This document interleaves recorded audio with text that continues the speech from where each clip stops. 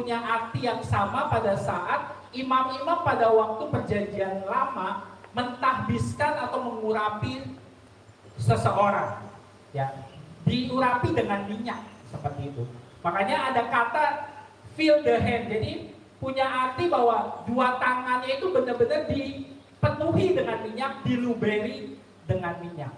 Sehingga dengan kata dari arti bahasa aslinya itu saya menyimpulkan bahwa arti sepenuh hati itu adalah hatinya luber, hatinya penuh. Hampir sama dengan kalimat KBBI, bahwa hatinya sungguh-sungguh betul-betul melimpah, hatinya sungguh-sungguh mengikuti Tuhan, hatinya luber gitu loh, mengikuti Tuhan, hatinya melimpah di dalam mengikuti Tuhan. Jadi dari kata fill the hand yaitu dipenuhi dengan minyak. Nah Bapak Ibu, di rumah kita pernah punya pengalaman juga bahwa pintu rumah kita suka bunyi ngik gitu ya. Rumah saya pintu sudah mulai bunyi.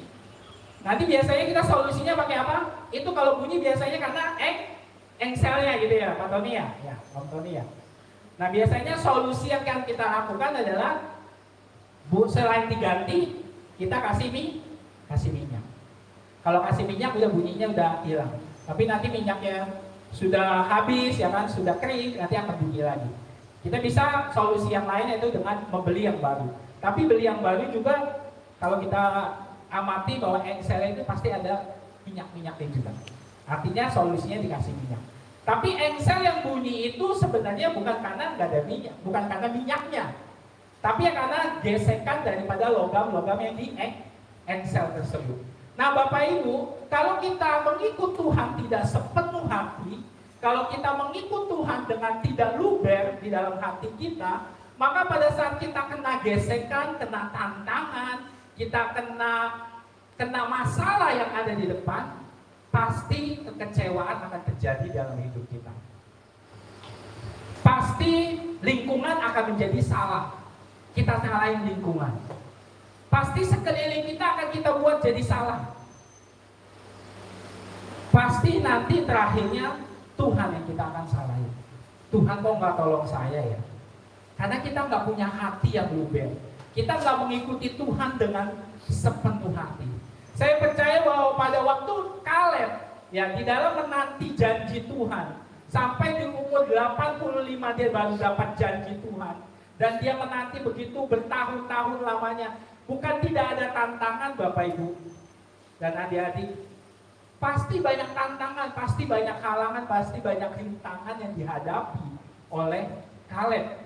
Tapi karena Kaleb punya hati yang limpah, hati yang luber, hati yang mengikut Tuhan dengan sepenuh hati, sehingga Kaleb bisa melewati semua permasalahan, semua yang terjadi di dalam kehidupannya. Begitu juga kehidupan kita.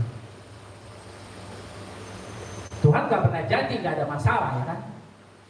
Dalam minggu-minggu kemarin, dalam minggu-minggu ini saya pun ada masalah ya kan? Tapi kalau saat hati kita luber sama Tuhan, saat kita punya hati yang seperti Kaleb yang mengikut Tuhan dengan sepenuh hati, saya percaya ada solusi yang lebih baik, ada keputusan-keputusan yang lebih baik yang bisa kita ambil. Ada satu contoh di dalam Alkitab, coba kita buka di dalam kitab Daniel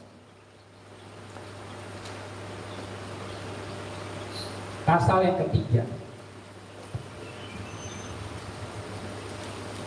ayat yang ke-16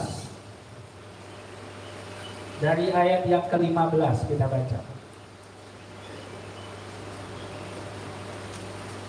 Daniel pasal yang ketiga, ayat yang ke-15 dan 16, 17. Saya baca, sekarang jika kamu bersedia, demi kamu mendengar bunyi sangkakala, seruling kecapi, rebab, gambus, sedang dan berbagai-bagai jenis bunyi-bunyian, sujudlah menyembah patung yang kubuat itu. Tetapi jika kamu tidak menyembah, kamu akan dicampakkan seketika itu juga ke dalam perapian menyala-nyala